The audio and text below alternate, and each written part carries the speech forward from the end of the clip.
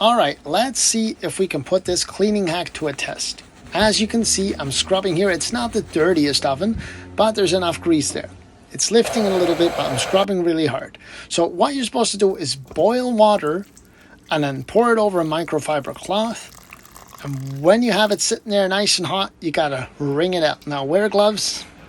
It's obviously hot. Now lay that hot cloth over the oven door like this, and then take another dry cloth and lay it over top.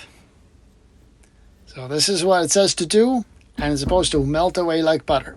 So we're going to test this. Put it down like that.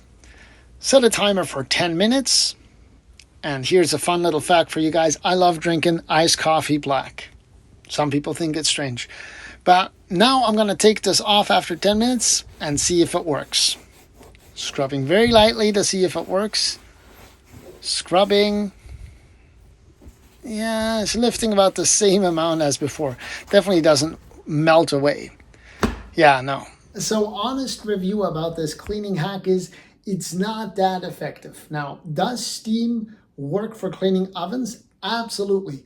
We love using steam with my company, but you need high heat and high pressure in order for it to really work.